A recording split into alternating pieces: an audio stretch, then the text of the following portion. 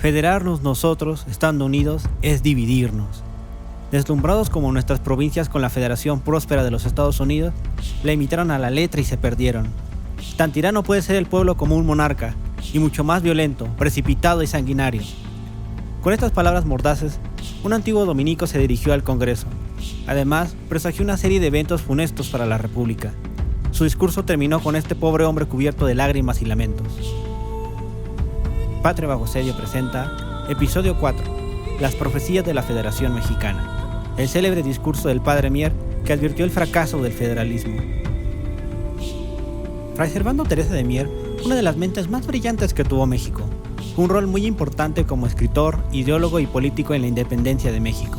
Además, fue un hombre que vivió los horrores de la guerra en Europa a lo largo de su exilio, lleno de persecuciones, conspiraciones, fuga de cárceles y unas memorias dignas de una novela. Peleado con altos mandos del clero católico, prófugo de la Inquisición y enemigo jurado de los masones, esto y mucho más fue Fray Servando.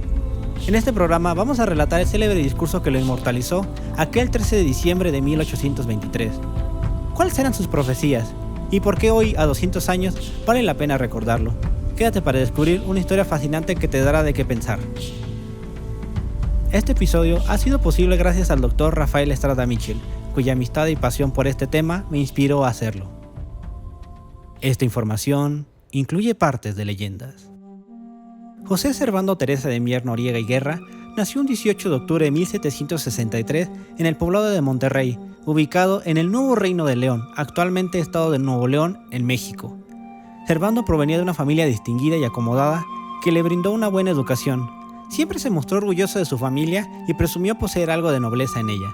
A la edad de 16 años, Servando tomó una decisión que lo marcó de por vida. Se unió a la Orden de Predicadores, donde pasó a llamarse Fray Servando. En la plenitud de su adultez, se esperaba un futuro próspero para nuestro fraile, porque destacó por sus grandes dotes de oratoria, amplios conocimientos en filosofía y su doctorado en teología, que le llevó a presidir el sermón más importante de su carrera en ese entonces. El sermón era con motivo de la Virgen de Guadalupe en presencia de la crema innata de la aristocracia de la Nueva España. Pero Fray Servando aprovechó la ocasión para negar la aparición de la Virgen como lo dictaba la tradición, porque según él, esto había ocurrido muy diferente. Y entre otras palabras, los indios americanos ya eran cristianos cuando llegaron los españoles, por lo que no había nada que agradecer a España por su conquista al Nuevo Mundo. Fray Servando se atrevió a expresar el deseo por la independencia de los americanos. Ese fue el inicio de sus desdicha y perdición. 4 días más tarde, por órdenes del arzobispo, fue llevado en calidad de prisionero a España, lo que lo orilló a convertirse en un experto de fuga de cárceles durante todo su exilio. Fray Servando presenció la era de las revoluciones durante su periplo en Europa. Visitó a la Francia revolucionaria, el Portugal de los monarcas absolutos, los estados pontificios y el floreciente imperio británico. En esos viajes, el regiomontano se vio fuertemente influenciado por ideas liberales y revolucionarias. El Dr. Mier alegó sentirse maltratado por sus hermanos dominicos, lo que provocó que se obsesionara en dejar la orden, y viajó a Roma para obtener la secularización. Desde ese momento en adelante, pidió que le dejaran de llamar Fray Servando para solo ser llamado Padre Mier. Ante todo, se mantuvo como un hombre de fe toda su vida. Tras 21 años de exilio, el Dr. Mier preparó su regreso a su querida patria para independizarla con ayuda del guerrillero español Javier Mina en 1817. Buscaron brindar apoyo a los insurgentes, pero habían llegado demasiado tarde. Se hallaban diezmados y dispersos. Muy pronto ellos también fueron derrotados ante la falta de recursos y tropa. Por azares del destino, el Padre Mier evadió la muerte y fue procesado por la Inquisición. En 1821, Agustín de Iturbide logra la independencia y el país se transforma en el primer imperio mexicano. El Padre Mier fue electo diputado por su provincia natal, Nuevo León, para el Congreso, pero en eso él se declaró un ferviente republicano. Se burló de la coronación de Iturbide y se convirtió en su acérrimo enemigo. Conspiró en su contra hasta que el emperador clausuró el Congreso y mandó preso junto a varios diputados. Como lo hemos narrado en episodios anteriores, el ejército imperial, a través del plan de Casamata, marcó la caída del primer imperio, lo que llevó a que todas las diputaciones provinciales a romper con el gobierno central y que 4 de ellas, Jalisco, Zacatecas, Oaxaca y Yucatán, a declararse estados libres y soberanos. El Dr. Mier, junto a otros diputados, formularon un proyecto llamado el Plan Valle, que era descrito por el propio padre como una transición entre el federalismo y el centralismo, de un régimen federal un tanto atenuado en intereses mismos de los pueblos. pero el Congreso no le dio tiempo de discutir ese proyecto moderado y cedió frente a las amenazas de posible disgregación de las provincias. El padre Miguel Ramos Arizpe, líder de los federalistas, se impuso. El padre Mier, en plena tribuna, se soltó a llorar porque no daba crédito a que no fuera él quien guiara los destinos del país. Por mucho tiempo tuvimos que reír y celebrar el candor del bendito padre Mier, que era un niño de 60 años y como tal se conducía en muchas cosas. Alma hermosa, vive Dios, cual no he conocido otra. Con esas palabras lo recordó su colega Carlos María de Bustamante. El doctor Mier tuvo la fortuna de ser nuevamente electo para el segundo Congreso Constituyente, donde se definió el futuro de México. La Comisión de la Constitución fue dirigida por Ramos Arizpe, hábil político que se inclinaba por una federación semejante a la de los Estados Unidos. Era la mañana del 13 de diciembre de 1823, en el convento de San Pedro y San Pablo, ubicado en el centro de la Ciudad de México. Los diputados discutían los artículos del Acta Constitutiva. Ese día, la discusión giraba en torno al artículo 5, que establece que la República está integrada por estados independientes, libres y soberanos. En eso, el diputado por Nuevo León solicitó alargar las sesiones 1 hora más y pidió la palabra para pronunciar un discurso que quedó inmortalizado para la historia. Señor, antes de comenzar voy a impugnar el artículo 5, y así es indispensable que me roce con este, lo que advierto para que no se me llame al orden. ¿Pero qué no hay más de un modo de federarse? Hay federación en Alemania, la hay en Suiza, luego en Holanda, la hay en los Estados Unidos de América. En cada parte ha sido o es diferente, y aún puede haberla en varias otras maneras, cual sea la que nosotros convenga. La prosperidad de esta república vecina ha sido y está siendo el disparador de nuestra América, porque no se ha ponderado bastante la inmensa distancia que media entre ellos y nosotros. Ellos ya eran estados separados e independientes unos de otros, y se federaron para unirse contra la opresión de la Inglaterra. Federarnos nosotros estando unidos es dividirnos y traernos los males que ellos procuraron remediar con esa federación. Ellos habían vivido bajo una constitución que con solo suprimir el nombre de rey es la de una república. Nosotros, encorvados 300 años bajo el yugo de un monarca absoluto, apenas acertamos dar un paso sin tropiezo en el estudio desconocido de la libertad. Somos como niños a quienes poco les han quitado las fajas.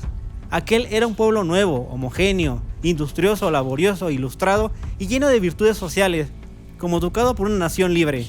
Nosotros somos un pueblo viejo, heterogéneo, sin industria, enemigos del trabajo y queriendo vivir de empleos como los españoles, tan ignorante en la masa general como nuestros padres, y carcomido de los vicios anexos a la esclavitud de 3 centurias.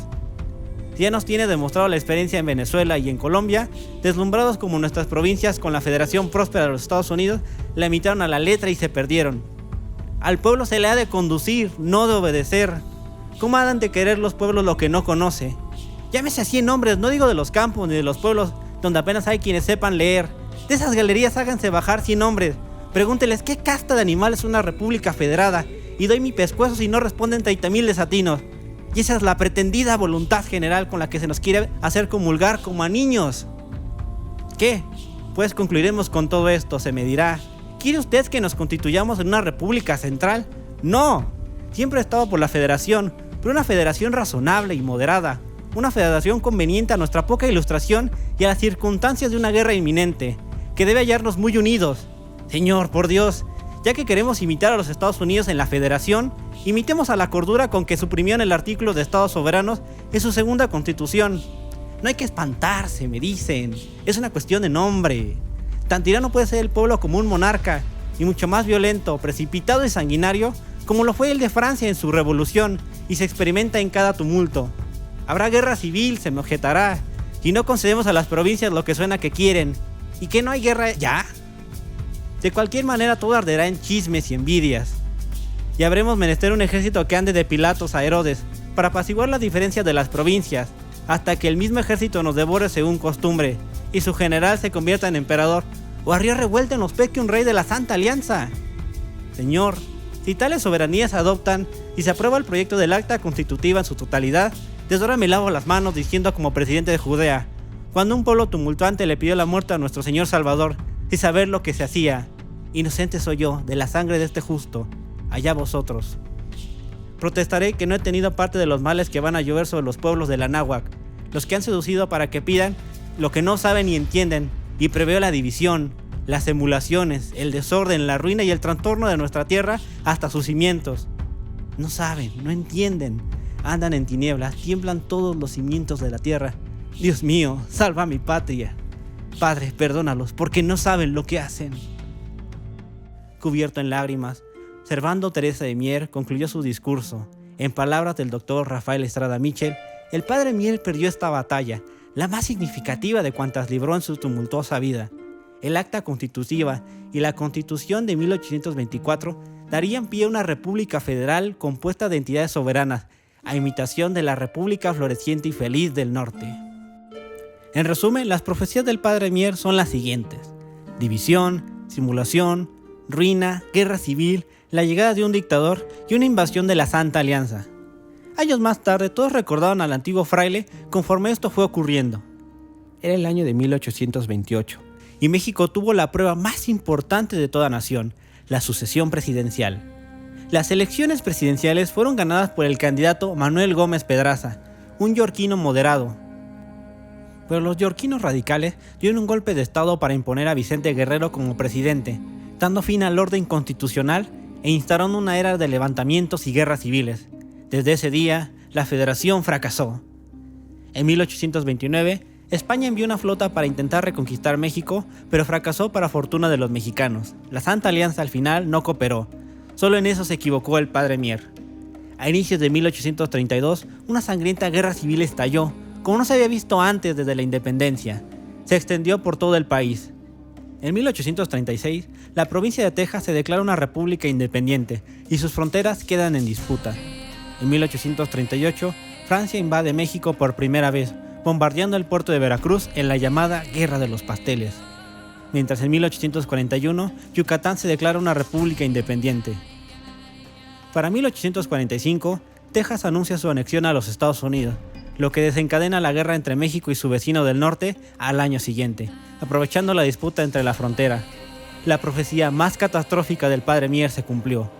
México perdió más de la mitad de su territorio a mano de los Estados Unidos en 1848 y por poco estuvo a punto de desaparecer del mapa. Entre 1859 y 1861, México caería en otra sangrienta guerra civil llamada la Guerra de Reforma. No acababa de reinar la paz en la República cuando al año siguiente, la alianza tripartita de España, Francia y Gran Bretaña invadió México para reclamar la suspensión de pagos de la deuda externa. Solo Francia decidió continuar con la invasión para imponer un gobierno títere y ponerle un dique a la expansión norteamericana. Fue así que nació el Segundo Imperio, pero al final de la guerra, la República triunfó. Posteriormente México presumió ser una república federal democrática, pero en realidad un dictador llamado Porfirio Díaz gobernó durante 30 años el país hasta que la Revolución Mexicana estalló, dando fin a su régimen. Posteriormente México pasó a ser gobernado por un solo partido político, el Partido de la Revolución Institucional, PRI, alrededor de 70 años que simuló una democracia.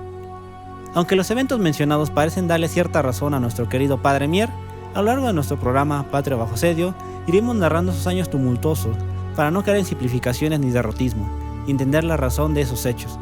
Las profecías son una fuerte crítica al federalismo radical que triunfó en el Segundo Congreso Constituyente, sin entender las difíciles circunstancias en que se halló el país. En cuanto a Servando Teresa de Mier, Tornel nos cuenta: sancionada la Constitución Federal, se retiró Mier a una habitación de Palacio Nacional, con una pensión decente que le había granjeado sus notorios padecimientos y servicios. El presidente Victoria escuchaba con mucha paciencia sus impertinencias y le toleraba hasta algunos insultos, convencido de que la malicia que manifestaba no era propia, sino transmitida por los que abusaban de su candor de paloma. Su edad ya era avanzada y graves sus dolencias. Recibió los sacramentos en la noche del 16 de noviembre de 1827, con gran solemnidad. La aprovechó para exhortar a los mexicanos a que abandonaran las sectas masónicas, que conocía perfectamente por haber pertenecido en España a ellas. Invectiva especialmente a los yorquinos, que solían convertirlo en objeto de sus burlas. Dicen los testimonios de la época que el padre Mier se subió a un carruaje para invitar a todos a su sacramento, despidiéndose de sus amigos y allegados. Protestó jamás haber negado a la Virgen de Guadalupe y finalmente le decía adiós a la vida. Pidió expresamente que su primo y antiguo rival político, Miguel Ramos Arizpes, fuera su confesor. El 3 de diciembre de 1827, a las 5:30 de la tarde, el padre Mier murió a la edad de 64 años. Murió enterrado con honores en el Panteón de Santo Domingo. Esta fue la fascinante historia del genio político Servando Teresa de Mier y su célebre discurso de las profecías de la Federación Mexicana, que nos enseña lo fundamental que es entender las circunstancias particulares del país, porque la realidad no cambia a base de decretos ni de leyes, sino a través de la madurez de sus instituciones y demás factores. ¿Qué crees de esta explicación? ¿Cuál fue la profecía que más te impactó que se cumpliera? ¿Piensas que el Congreso debió considerar el Plan Valle? ¿Qué más te gustaría conocer de la fascinante vida del padre Mier? ¿Piensas que debe mencionar algo? Escríbelo en la caja de comentarios para discutirla. Recomiendo muchísimo ir a escuchar la conferencia del Dr. Rafael Estrada Michel, donde analiza un poco más a profundidad al padre Mier, sus ideas políticas y el discurso de las profecías. Enlace en la descripción de este episodio. Recuerda que si te gusta este programa y te gusta la historia de México, no olvides suscribirte, que más temas relacionados a la Primera República Federal voy a estar comentando. Gracias por escuchar. Nos vemos en la próxima batalla.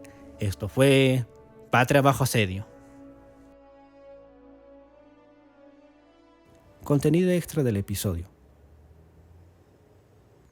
Gracias por llegar hasta aquí.